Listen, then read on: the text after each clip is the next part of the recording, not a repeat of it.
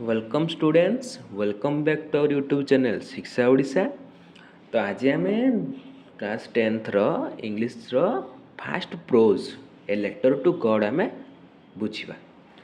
तो letter to God किए लिखिं आमर अथर किए से ना जीएल फुएंटेस जड़े मेक्सिको देशर नागरिक थे।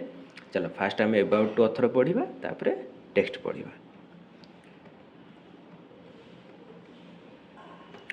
Gregorio Lopez Fuentes, 1895 to 1966, was a Mexican novelist, poet and journalist.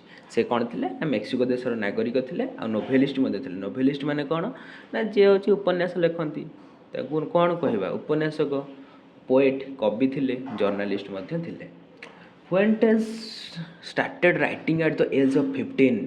से 15 वर्ष बयस लेखालेखि आरंभ कर देते। लेखालेखि माने कौन अरे कविता गल्प एकांकिका एगुड़ा सब लेखालेखि से आरंभ कर देते। When the Mexican revolution began जो कौन मेक्सिको देश में रिवोल्यूशन आरंभ हो जाता। Many of his books are related to the civil conflict. तांकर बहुत गुड़े बही गुड़िक कहा उपर आधारित ना सिविल कॉन्फ्लिक्ट माने सामाजिक आंदोलन उपर आधारित।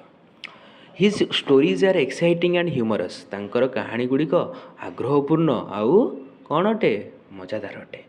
Many of his works are concerned with operations of Americans. तांकर बहुत गुड़े काम कहा उपर आधारित ना अमेरिकीय मानक उपरे। He was awarded the national prize of arts and science in 1935। तांको 1935 मसीह से जातीय कला और विज्ञान रे पुरस्कार पाइथिले।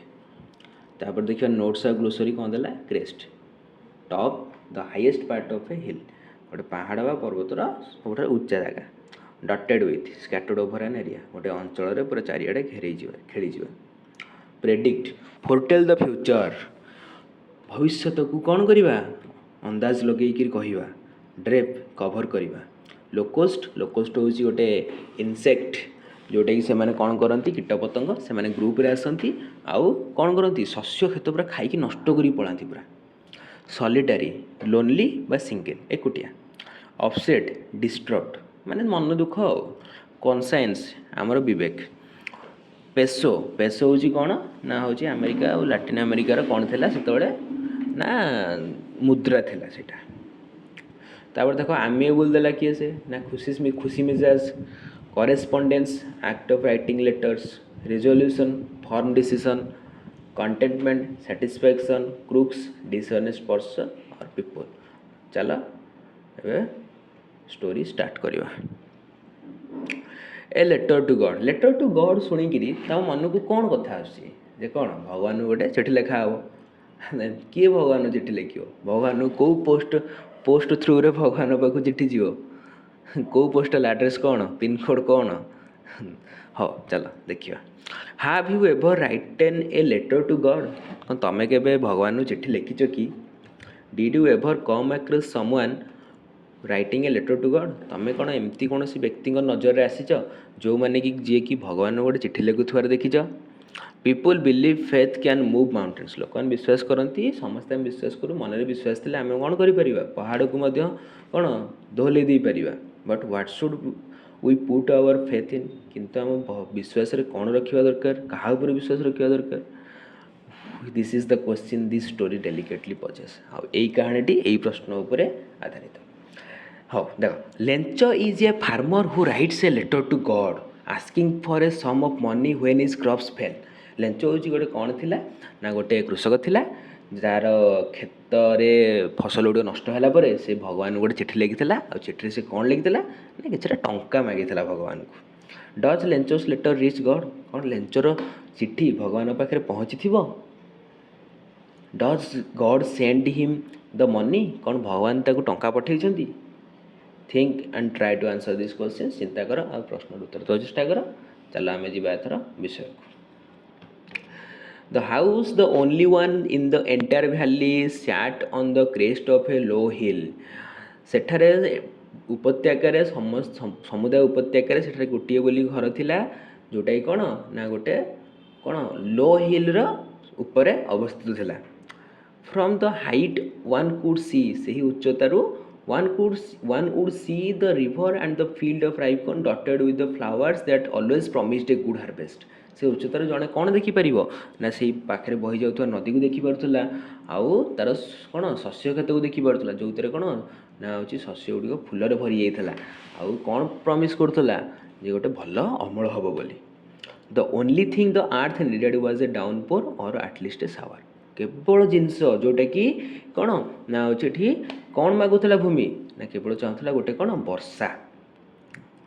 Through out the morning Lencho who knew his fields intimately had done nothing else but see the sky towards the northeast।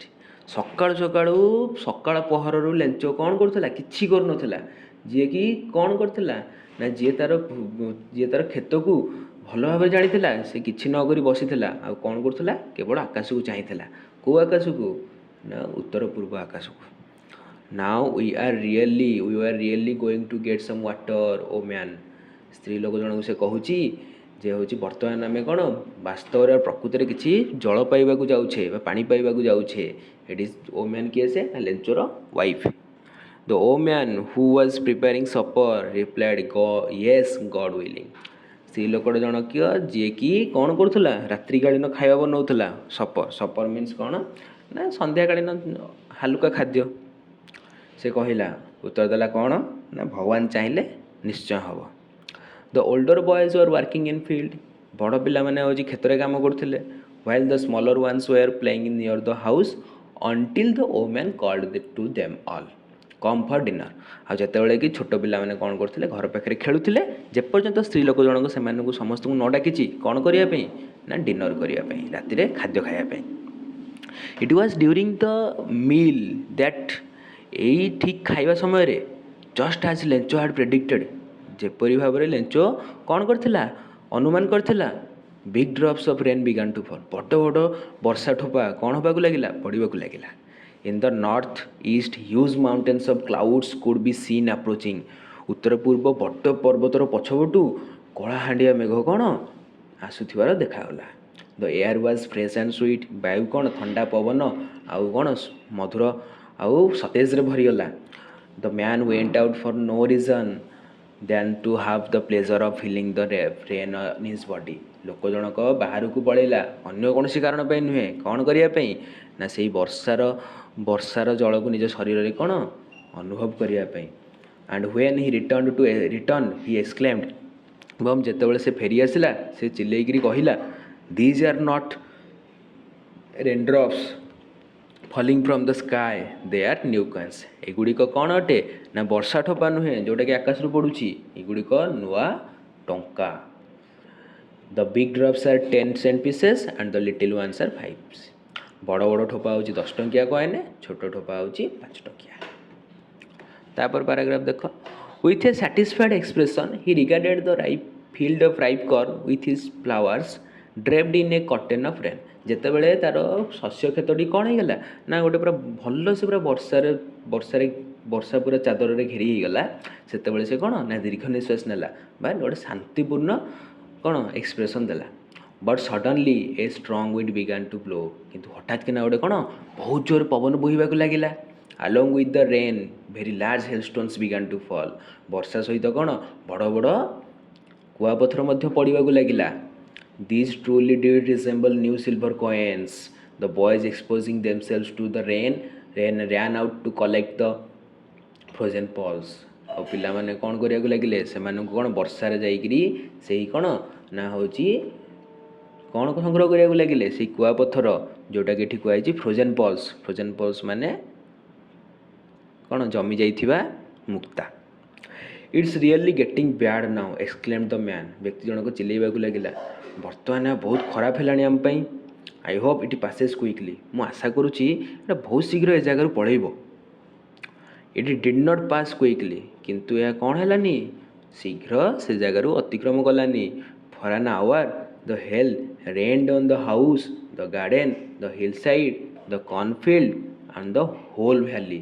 ଗୋଟେ ଘଣ୍ଟା ପର୍ଯ୍ୟନ୍ତ କୁଆପଥର ବର୍ଷିଲା ଘର ଉପରେ ବଗିଚା ଉପରେ ପର୍ବତ ପାର୍ଶ୍ୱରେ ଆଉ ଶସ୍ୟ କ୍ଷେତରେ ମଧ୍ୟ ସମ୍ପୂର୍ଣ୍ଣ ପୁରା उपत्यकार कौन गोटे घंटा पर्यंत कुआपथर वर्षा है। द फिल्ड वाज व्हाइट आज इफ कवर्ड विथ सल्ट। आउ शस्य क्षेत्रटी पूरा संपूर्ण रूपे धला पड़गला, धला देखागला, जेपरी भाव में सेठारे कौन पूरा शस्य क्षेत्र संपूर्ण रूपे लुणरे जमी कौन हो घोड़िया हो। Not a leaf remained on the trees, गछरे गोटे भी पत्र आउ रहिलानी। The corn was totally destroyed, शस्य पूरा संपूर्ण रूप से कौन होता नष्ट होगला। The flowers were gone from the plants, फूल गुड़िक कौन गचरू सबू छाड़ी पलैले। Lencho soul was filled with sadness, लेंचर कौन आत्मा व मन पूरा कौन मन दुखरे पड़गला। When the storm had passed, जेतेबेले झड़ तोफान टी अतिक्रम कला, he stood in the middle of the field and said to his sons, सेतेबेले झड़ तोफान सेठारु अतिक्रम करी चलीगला, से तार शस्य क्षेत्र मझिरे ठिया हुई ता पिलामानू कहूला a plague of locust would have left more than this.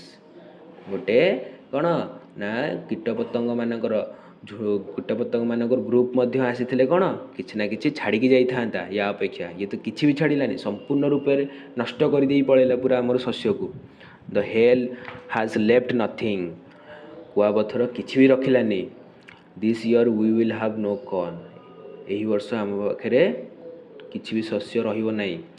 That night was a sorrowful one, से ही रातिटा पूरा गोटे दुखपूर्ण राति थिला। All our work for nothing, आमर समस्त परिश्रम सबु कष्ट सबु काम कौन है वृथा गला। There's no one who can help us, सेठारे एठारे केही भी नाहांती जी आमु कौन करिवो साहाय्य करिवो। We will all go hungry this year, बर्तमान आमे कौन करिया जिबा समस्ते एही वर्ष भोकिला रहिबा। But in the hearts of all who lived in that solitary house in the middle of the valley there was a single hope, help from God. से ही कौन एकुटिया रोथुवा घरे से जो उपत्यकार से जो एकुटिया घरे समस्त रोथिले समस्त मन में गोटे बोली आशा थिला, कौन आशा थिला ना हेल्प फ्रॉम गॉड, भगवान ठारू साहाय्य। डोंट बी सो अपसेट, संपूर्ण मन दुख हुएनी, एते भी दुखी हुएनी। Even though this seems like a total loss, आमको लगुच आम संपूर्ण रूप नष्ट लॉस हो जाइए क्षति होइछि, तथापि भी मन दुख करनी। रिमेम्बर मन रख, no one dies of hunger, कहीं भी भोकरे मरबेनी भोकिला मरबेनी। That's what they say, no one dies of hunger, जहाँ से माने समस्ते कहिले जे कौन कहीं भी भोकिला मरबेनी। All through the night Lencho thought only of one hope, राति सारा लेंचो कौन चिंता करथिला केवल गोटे बोली आशा उपर आशा रखिकी चिंता करथिला कौन ना द हेल्प ऑफ गॉड, भगवान को साहाय्य। Whose eyes as he had been instructed seeing everything even what is deep in one's conscience, जार चक्षु जार दृष्टि जे समस्त को देखुची सबकिछि देखुची, समस्त कौन करुची ना इंस्ट्रक्ट दौची, जे कि जनकर मन भितर गभीर मन भितर अच्छी।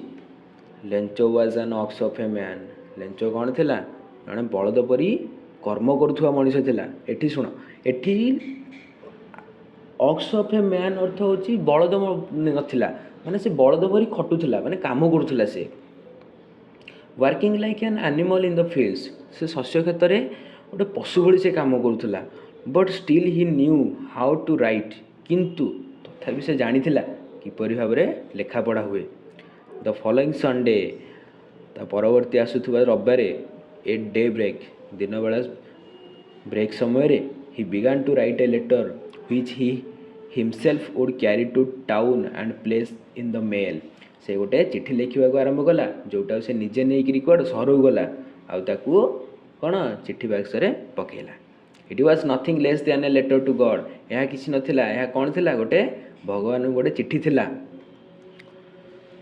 God he wrote, if you don't help me my family and I will go hunger this year, से लिखिथिला भगवान जदि आपण मते साहाय्य न करिवे ताले मो परिवार समस्ते कौन एही वर्ष भोकिला रहिबु। I need a 100 pesos in order to sow my field again and to live until the crop comes, मते 100 peso दरकार कौन करने को ना मोर शस्य क्षेत्र पुणी थे कौन शस्य बुणवाक आउ ଯେପର୍ଯ୍ୟନ୍ତ ଶସ୍ୟ ଅମଳ ନ ହୋଇଛି ସେ ପର୍ଯ୍ୟନ୍ତ ବଞ୍ଚିବାକୁ। ବିକଜ ଦ ହେଲଷ୍ଟର୍ମ, କାରଣ କୁଆପଥର ବର୍ଷା ମୋର ଶସ୍ୟକୁ କ'ଣ କରିଦେଇଛି, ନଷ୍ଟ କରିଦେଇଛି। He wrote to God on the envelope, he put the letter inside and still troubled went to town. ସେ କ'ଣ କଲା, ଭଗବାନଙ୍କୁ ଚିଠି ଲେଖିଲା, ତାକୁ ଏନଭେଲପ୍ ଭିତରେ ଲଫାଫା ଭିତରେ ରଖିଲା, ଆଉ ତଥାପି ତା ମନରେ ଗୋଟେ ଦ୍ୱନ୍ଦ୍ୱ ଥିଲା, କିନ୍ତୁ ସେ କ'ଣ କଲା, ସହରକୁ ଗଲା। ଆଟ୍ ଦ ପୋଷ୍ଟ ଅଫିସରେ he placed the stamp on the letter drowned it into the mail box. ସେ କ'ଣ କଲା, ଷ୍ଟାମ୍ପ ଆଣିଲା, ଲେଟର ଉପରେ ଷ୍ଟାମ୍ପ ଲଗାଇଲା, ଆଉ ତାକୁ ନେଇକରି କ'ଣ ଚିଠି ବାକ୍ସରେ ପକାଇଦେଲା। One of the employees who was a postman and also helped at the post office, ସେଠାରେ ଜଣେ କର୍ମଚାରୀ ଯିଏକି ଗୋଟେ କ'ଣ ଥିଲେ, ପୋଷ୍ଟମ୍ୟାନ୍ ଥିଲେ, ଆଉ ସେଠାରେ କ'ଣ ପୋଷ୍ଟ ଅଫିସରେ ସାହାଯ୍ୟ କରନ୍ତି ବା କାମ କରନ୍ତି। went to his boss laughing heartily and showed him the letter to God। ସେ ତାଙ୍କର କ'ଣ ଉପର ଅଧିକାରୀଙ୍କ ପାଖକୁ ଗଲେ, ହସି ହସିକି ବଡ଼ ପାଟିରେ ମନ ଖୋଲିକି ହସିକି ସେ ଗଲେ, ଆଉ ତାଙ୍କୁ ଦେଖେଇଲେ ଯେ ଦେଖ ଗୋଟେ ଚିଠି ଆସିଛି, କ'ଣ ଭଗବାନଙ୍କ ପାଖକୁ ଚିଠି। Never in his career as A postman had Hi known that address. ତାର କାର୍ଯ୍ୟକାଳ ସମୟରେ, ଜୀବନକାଳ ମଧ୍ୟରେ ସେ ପୋଷ୍ଟମ୍ୟାନ୍ କାମ କଲା ଭିତରେ ସେ କଦାପି ବି ଏପରି ଭାବରେ କୌଣସି କ'ଣ ସ୍ଥାନର ଆଡ୍ରେସ୍ ପାଇନଥିଲା ବା ଦେଖିନଥିଲା, ଜାଣିନଥିଲା। ଦ ପୋଷ୍ଟମାଷ୍ଟର ଏ ଫ୍ୟାଟ୍ ଆମିଏବୁଲ୍ ଫେଲୋ, ପୋଷ୍ଟମାଷ୍ଟର ଯିଏକି କ'ଣ ଥିଲେ, ଜଣେ ମୋଟା ଆଉ କ'ଣ ନା ଖୁସି ମିଜାଜ ଆଉ ଦୟାଳୁ ବ୍ୟକ୍ତି ଥିଲେ। ଅଲସୋ ବ୍ରୋକ୍ ଆଉଟ୍ ଲାଫିଂ, ସେ ମଧ୍ୟ କ'ଣ ହସି ହସି ଗଡ଼ିଗଲେ। But almost immediately he turn serious, କିନ୍ତୁ ହଠାତ୍ କିନା ସେ କ'ଣ ହେଇଗଲେ, ସମ୍ପୂର୍ଣ୍ଣ ରୂପେ ସିରିୟସ୍ ହେଇଗଲେ। And tapping the letter on his desk commented what faith. ସେ ତାଙ୍କର ସେ ଚିଠିଟିକୁ ତାଙ୍କର ଟେବୁଲ ଉପରେ ରଖିଦେଇକରି ସେ କହିଲେ, କେତେ ବିଶ୍ୱାସ। I wish I had the faith of the man who wrote this letter. ମୁଁ ଇଚ୍ଛା କରୁଛି ସେଇ ବ୍ୟକ୍ତି ଜଣକ ଯିଏ ଚିଠି ଲେଖିଛି ତା ଭଳି ଭଗବାନଙ୍କ ଉପରେ ଯେପରି ଭାବରେ ବିଶ୍ୱାସ ଅଛି, ସେମିତି ବିଶ୍ୱାସ ମଧ୍ୟ ମୋ ପାଖରେ ଥାଆନ୍ତା କି। Starting off a correspondence with God, ଭଗବାନଙ୍କ ସହିତ କ'ଣ କିଛିଟା କଥାବାର୍ତ୍ତା କଲା ନିଜ ମନରେ, ମାନେ ଯେମିତି ଆମେ ମନେ ମନେ ଭାବୁଛେ ଯେ ଭଗବାନ ଏଇଟା ଏମିତି ହେଇଯାଆନ୍ତା କି, ସେଇ ଟାଇପ୍ର।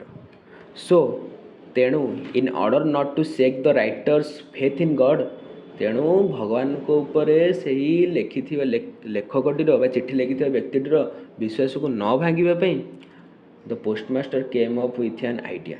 ପୋଷ୍ଟମାଷ୍ଟର କ'ଣ କଲେ, ଗୋଟେ ଆଇଡ଼ିଆ ସହିତ ଆସିଲେ, କ'ଣ ନା ଆନ୍ସର୍ ଦ ଲେଟର, ଚିଠିଟିର ଉତ୍ତର ଦେବା। ବଟ୍ ହ୍ୱେନ୍ ହି ଓପନ୍ଡ ଇଟ୍, କିନ୍ତୁ ଯେତେବେଳେ ସେ ଚିଠିଟିକୁ ଖୋଲିଲେ, it was evident that to answer it he needed something more than good will, ink and paper. ଏଥିରୁ ଜଣାଗଲା ଯେ କ'ଣ ନା ଉତ୍ତର ଦେବା ପାଇଁ କେବଳ ଭଲ କାମ ନୁହେଁ କି ପେପର ଆଉ କାଳି ଦରକାର ନାହିଁ, କିଛିଟା ଅଧିକ ଦରକାର। କ'ଣ ନା 100 peso. But Hi stock to his resolution, Hi asked for money from his employees, କିନ୍ତୁ ସେ ତାଙ୍କର କ'ଣ ନା ହେଉଛି ସମାଧାନରେ ଅଟକି ରହିଲେ, ଆଉ ତାଙ୍କର କର୍ମଚାରୀମାନଙ୍କୁ କିଛିଟା ଟଙ୍କା ମାଗିଲେ। He himself gave part of his salary, ସେ ମଧ୍ୟ ନିଜର କ'ଣ ଦରମାର କିଛି ଅଂଶ ସେଠାରେ ଦେଲେ। And several friends of his were obliged to give something for an act of charity, ଧର୍ମକର୍ମ କରିବା ପାଇଁ ତାଙ୍କ ସାଙ୍ଗମାନେ ମଧ୍ୟ କିଛି କିଛି ଟଙ୍କା ପ୍ରଦାନ କଲେ। ଇଟ୍ ୱାଜ୍ ଆନ୍ ଇମ୍ପସିବୁଲ୍ ଫର୍ ହିମ୍ ଟୁ ଗ୍ୟାଦର ଟୁଗେଦର ଦ 100 ପେସୋସ୍, ତାଙ୍କ ପାଇଁ ଏଇଟା ଅସମ୍ଭବ ଥିଲା ଯେ କ'ଣ କରିବା ପାଇଁ ନା 100 ପେସୋସ୍ ଏକାଠି କରିବା ପାଇଁ। So he was able to send the farmer only a little more than half, ତେଣୁ ସେ କ'ଣ କରିବାକୁ ସକ୍ଷମ ହେଲେ ନା ସେଇ କୃଷକଟିକୁ ଅଧାରୁ କିଛିଟା ଅଧିକ ଟଙ୍କା ଦେବା ପାଇଁ ସକ୍ଷମ ହେଲେ। He put the letter in an envelope addressed to Lencho and with it a letter containing only a single word as a signature God। ସେ ମନିଷ ଟଙ୍କାଟିକୁ ଲଫାଫା ଭିତରେ ପୁରେଇଲେ, ରଖିଲେ, ଆଉ ଆଡ୍ରେସ୍ରେ ଲେଞ୍ଚର ଆଡ୍ରେସ୍ ଦେଲେ, ଏବଂ ସେଥିରେ ଗୋଟିଏ ବୋଲି ଚିଠି ଦେଲେ। ଚିଠିରେ ମଧ୍ୟ କ'ଣ ଲେଖା ହେଇଥିଲା, କେବଳ ଗୋଟିଏ ୱାର୍ଡ଼ ଥିଲା ସମ୍ପୂର୍ଣ୍ଣ ଚିଠିରେ, ଆଉ କିଛି ବି ଲେଖା ହେଇନଥିଲା, ଯେପରି ଭାବରେ ଗୋଟେ କ'ଣ ସିଗ୍ନେଚର ଟାଇପ୍ର, କ'ଣ ନା ଗଡ୍। ଦ ଫଲୋଇଂ ସଣ୍ଡେ ଲେଞ୍ଚୋ କେମ୍ ଏ ବିଟ୍ ଏର୍ଲିୟର ଦ୍ୟାନ୍ ୟୁଜୁଆଲ୍, ତା ପରଦିନ ପରବର୍ତ୍ତୀ ରବିବାରେ ଲେଞ୍ଚୋ କ'ଣ କରିଥିଲା, ଟିକେ ଶୀଘ୍ର ପଳେଇ ଆସିଥିଲା ସବୁଦିନ ଭଳିଆ। Ask if there was a letter for him, ପଚାରିବାକୁ ଯେ କ'ଣ ନା ସେଠାରେ ମୋ ପାଇଁ କିଛି ଚିଠି ଆସିଛି କି। It was the postman himself who handed the letter to him. ଏହା କ'ଣ କିଏ ଥିଲେ ନା ପୋଷ୍ଟମ୍ୟାନ୍ ଥିଲେ ନିଜେ, ଯିଏକି କ'ଣ କଲେ ନା ଚିଠିଟିକୁ ତାକୁ ତା ହାତକୁ ବଢ଼େଇ ଦେଲେ। while the postmaster experiencing the contentment of man who has performed a good deed looked on from his office। ଆଉ ପୋଷ୍ଟମାଷ୍ଟର ଯେତେବେଳେ କ'ଣ କରିଥିଲେ ନା ତାଙ୍କ ଅଫିସରୁ ବସିକି ଦେଖୁଥିଲେ ଯେ ତାଙ୍କର ଭଲ କର୍ମରେ କିପରି ଭାବରେ ସେ ବ୍ୟକ୍ତି ଜଣ କେମିତି କ'ଣ ଏକ୍ସପ୍ରେସନ୍ ଦେଉଛି, ଖୁସି ହେଉଛି। ଲେଞ୍ଚ showed not the slightest surprise on seeing the money। ଟଙ୍କା ଦେଖିକିରି ଲେଞ୍ଚ ଟିକେ ବି ଆଶ୍ଚର୍ଯ୍ୟ ହେଲାନି ବା ଆଶ୍ଚର୍ଯ୍ୟ ହେବାର ଦେଖେଇଲାନି। such was his confidence। ଦେର କେତେ ତାର କ'ଣ ଥିଲା କନଫିଡେନ୍ସ ଥିଲା। but he became angry when he counted the money। କିନ୍ତୁ ଯେତେବେଳେ ସେ ଟଙ୍କା ଗଣିଲା ସେ କ'ଣ ହେଇଗଲା ରାଗିଗଲା। God could not have made a mistake। ଭଗବାନ କଦାପି କ'ଣ କରିନଥିବେ ଭୁଲ କରିନଥିବେ। nor could he have denied ଲେଞ୍ଚ what he had requested। ଏବଂ ସେ କଦାପି ମନା କରିନଥିବେ ଲେଞ୍ଚ ଯାହା ତାଙ୍କୁ ରିକ୍ୱେଷ୍ଟ କରିଥିଲା। immediately ହଠାତ୍ କିନା ଲେଞ୍ଚ went up to the window to ask for a pink paper and ink। ହଠାତ୍ କିନା ଲେଞ୍ଚ କ'ଣ ଗଲା ଝରକା ପାଖକୁ ଗଲା ଏବଂ କ'ଣ ମାଗିଲା ନା ପେପର ଆଉ କାଳି ମାଗିଲା। On the public writing table ଲୋକମାନଙ୍କର ଲେଖୁଥିବା ଟେବୁଲ୍ ଉପରେ ସାମାଜିକ ଟେବୁଲ୍ ଉପରେ ଯେଉଁଠି ସମସ୍ତେ ବସିକି ଚିଠି ଲେଖନ୍ତି ହି ଷ୍ଟାର୍ଟେଡ୍ ଟୁ ରାଇଟ୍। ସେ ଲେଖିବାକୁ ଆରମ୍ଭ କଲା with much wrinkling of his brow. ପୁରା ଚିନ୍ତାପୂର୍ଣ୍ଣ ଭାବରେ ଯେତେବେଳେ ଆମେ ଚିନ୍ତା କଲେ କ'ଣ ହୁଏ ଆମର ଆଖିପତା ଗୁଡ଼ାକ ପୁରା କୁଞ୍ଚିତ ହୋଇଯାଏ ସେଇଭଳି ଭାବରେ caused by the effort he had to make the express his ideas। ସେ ତାର ମନରେ ଥିବା କ'ଣ ଭାବନାକୁ ପୁରା ଏକ୍ସପ୍ରେସ୍ କରିବା ପାଇଁ। when he finished ଯେତେବେଳେ ସେ ଶେଷ କଲା he went to the window to buy a stamp which he licked and then affixed to the envelope with a blow of his fist। ଯେତେବେଳେ ସେ ଶେଷ କଲା ଲେଖା ସେ ଝରକା ପାଖକୁ ଗଲା ଗୋଟେ କ'ଣ କିଣିବାକୁ ଷ୍ଟାମ୍ପ କିଣିବାକୁ ଆଉ ତାକୁ ସେ କ'ଣ ନା ଛେପ ମାରିକିରି ଏନଭେଲପ୍ରେ ଲଗେଇକିରି the moment the letter fell into the mailbox the postmaster went to open it। ଯେତେବେଳେ ଯେଉଁ କ୍ଷଣରେ ଚିଠିଟିକୁ ସେ କ'ଣ କଲା ନା ଆମର କାହାଥିରେ ପକାଇଲା ନା ଆମର ଚିଠି ବାକ୍ସରେ ପୋଷ୍ଟମାଷ୍ଟର ଗଲେ ତାକୁ କ'ଣ କରିବାକୁ ଚିଠିଟିକୁ ଖୋଲିବାକୁ। ଇଟ୍ ସେଡ୍ ଚିଠି ଖୋଲିକି ଦେଖିଲେ ଇଟ୍ ସେଡ୍ ଏଥିରେ କୁହାଯାଇଥିଲା God of the money that I asked for only 70 pesos reached me। ଭଗବାନ ମୁଁ ଆପଣଙ୍କୁ ଯେଉଁ ଟଙ୍କା ମାଗିଥିଲି ସେଥିରୁ କେବଳ 70 ଟଙ୍କା ମୋ ପାଖରେ ପହଞ୍ଚିଛି। Send me the rest since I need it very much. ଦୟାକରି ମୋତେ ବାକିତକ ମଧ୍ୟ ପଠାଇ ଦିଅନ୍ତୁ କାହିଁକିନା ମୋର ବହୁତ ଆବଶ୍ୟକ ଅଛି। But don't send it to me through the mail because the post office employees are a bunch of crooks. Lencho କିନ୍ତୁ ଟଙ୍କାଟି କ'ଣ ଚିଠି ମାଧ୍ୟମରେ ପଠାଇବେନି କାହିଁକି ନା ପୋଷ୍ଟ ଅଫିସରେ ଥିବା ଲୋକମାନେ କର୍ମଚାରୀମାନେ ଗୋଟେ କ'ଣ ଅଟନ୍ତି ନା ଠକ ଦଳ ଅଟନ୍ତି। ଆଉ ଲାଷ୍ଟରୁ ଲେଖା ଥିଲା ଲେଞ୍ଚ। ହଉ ତ ଷ୍ଟୋରିରୁ କ'ଣ ବୁଝିଲ ନା ଷ୍ଟୋରି ହେଉଛି ଏଇ ଟାଇପ୍ର ଥିଲା ଯେ ଲେଞ୍ଚ ବୋଲି ଗୋଟେ କ'ଣ ଥିଲା ଗୋଟେ କୃଷକଟେ ଥିଲା। ସେ କ'ଣ କରିଥିଲା ନା ଶସ୍ୟ କ୍ଷେତ୍ରରେ ତା'ର ଭଲ ଅମଳ ହେବ ବୋଲି ଶସ୍ୟ କ୍ଷେତ୍ରରେ ତା'ର ପୁରା ଶସ୍ୟ ହୋଇଥିଲା କିନ୍ତୁ ଏପରି ଭାବରେ ବର୍ଷା ହେଲା ଯେ ଝଡ଼ ତୋଫାନରେ ତା'ର ଶସ୍ୟ ପୁରା ସମ୍ପୂର୍ଣ୍ଣ ନଷ୍ଟ ହୋଇଗଲା। ତାହାର କିନ୍ତୁ ହେଉଛି ଭଗବାନଙ୍କ ଉପରେ କ'ଣ ବିଶ୍ୱାସ ବହୁତ ବିଶ୍ୱାସ ଥିଲା ତା ଭଗବାନ ଉପରେ। ସେଥିପାଇଁ ସେ କ'ଣ ଭଗବାନଙ୍କୁ ସାହାଯ୍ୟ ମାଗିବା ପାଇଁ ଗୋଟେ ଚିଠି ଲେଖିଥିଲା ଯେ ମୋତେ 100 peso ଦରକାର। ଯେ 100 peso ନେଲେ ମୁଁ କ'ଣ କରିବି ନା ମୁଁ ପୁଣି ଥରେ ମୋର ଶସ୍ୟ ଚାଷ କରିବି ଆଉ କ'ଣ ଯେପର୍ଯ୍ୟନ୍ତ ସେଇଟା ଅମଳ ନ ହୋଇ ସେ ପର୍ଯ୍ୟନ୍ତ ବଞ୍ଚିବି। ତ ଏଇଟା ହେଉଛି କ'ଣ ନା ପୋଷ୍ଟମାଷ୍ଟର ପଢ଼ିଲେ। ପୋଷ୍ଟମାଷ୍ଟର ଚିଠିଟା ପଢ଼ିକିରି କ'ଣ କଲେ ନା କହିଲେ କି କ'ଣ ବ୍ୟକ୍ତିର ବହୁତ ଆବଶ୍ୟକ ଅଛି ସେଥିପାଇଁ ସେ କ'ଣ କଲେ ନା ସମସ୍ତଙ୍କୁ ଟଙ୍କା ସଂଗ୍ରହ କଲେ କିନ୍ତୁ ସେ 100 peso ସଂଗ୍ରହ କରିପାରିଲେନି। 70 peso ସଂଗ୍ରହ କରିକିରି ସେ ଚିଠି ମାଧ୍ୟମରେ ପଠାଇଲେ। କିନ୍ତୁ ଲେଞ୍ଚ ଯେତେବେଳେ ଚିଠି ପଢ଼ିଲା 70 peso ପାଇଲା ସେତେବେଳେ ସେ ରାଗିଗଲା କହିଲା 100 peso ମୁଁ ମାଗିଥିଲି ଭଗବାନ ଆପଣଙ୍କୁ ମୋତେ 70 peso ପଠାଇଛନ୍ତି ବୋଧହୁଏ ପୋଷ୍ଟ ଅଫିସର କର୍ମଚାରୀମାନେ ଟଙ୍କା ନେଇଯାଇଛନ୍ତି ଆଉ ସେଥିପାଇଁ ସେ କ'ଣ ପୁଣି ଥରେ ଭଗବାନଙ୍କୁ ଚିଠି ଲେଖିଲା ଯେ ବାକି ପଇସା ମୋତେ ପଠାଇ ଦିଅ ମୋର ବହୁତ ଆବଶ୍ୟକ ଅଛି। କିନ୍ତୁ କେମିତି ପଠାଇବ କେବେ ବି ପୋଷ୍ଟ ଅଫିସ୍ ଥ୍ରୁରେ ପଠାଇବନି ବା ଚିଠି ମାଧ୍ୟମରେ ପଠାଇବନି କାହିଁକି ନା ପୋଷ୍ଟ ଅଫିସର କର୍ମଚାରୀମାନେ କ'ଣ ଅଟନ୍ତି ଠକ ଅଟନ୍ତି। ହଉ ପିଲେ ଏଇ ଭିଡ଼ିଓରେ ଆମେ କ'ଣ କଲେ ବିଷୟଟିକୁ ଭଲସେ ରିଡ଼ିଂ କଲେ। ଯଦି ତୁମର କେଉଁଠି ଡାଉଟ୍ ରହୁଛି କିଛି ମୋତେ କ'ଣ କରିବ ନା କମେଣ୍ଟ କରିବ ମୁଁ ତା'ର କ'ଣ ତାଙ୍କର ଡାଉଟ୍ଟାକୁ ମୁଁ କ୍ଲିଅର୍ କରିବାକୁ ଚେଷ୍ଟା କରିବି ବା କ୍ଲିଅର୍ କରିଦେବି। এই ভিডিওରେ ଆମେ କ'ଣ କଲେ ଖାଲି ବିଷୟଟାକୁ ରିଡ଼ିଂ କଲେ ତାପରେ ଆମେ କ'ଣ କରିବା ଗୋଟେ ନେକ୍ସଟ ଭିଡ଼ିଓରେ ଆମେ ଏହାର କ୍ୱେଶ୍ଚିନ୍ ଆନ୍ସର ଡିସ୍କସନ୍ କରିବା ଆଉ ଏକ୍ସଟ୍ରା କ୍ୱେଶ୍ଚିନ୍ସ ବି ଡିସ୍କସନ୍ କରିବା। ଯଦି ଭିଡ଼ିଓଟି ଭଲ ଲାଗିଛି ତ ସମସ୍ତେ ଦୟାକରିକି କ'ଣ କରନ୍ତୁ ଗୋଟେ ରିକ୍ୱେଷ୍ଟ ସମସ୍ତଙ୍କୁ ସମସ୍ତେ ଚ୍ୟାନେଲଟିକୁ ସବସ୍କ୍ରାଇବ୍ କର ଆଉ ଭିଡ଼ିଓଟିକୁ ଲାଇକ୍ କର ଆଉ ନିଜ ସାଙ୍ଗମାନଙ୍କୁ ସେୟାର କର। ଠିକ୍ ଅଛି ଆଜି ପାଇଁ ଏତିକି। ଜୟ ଜଗନ୍ନାଥ।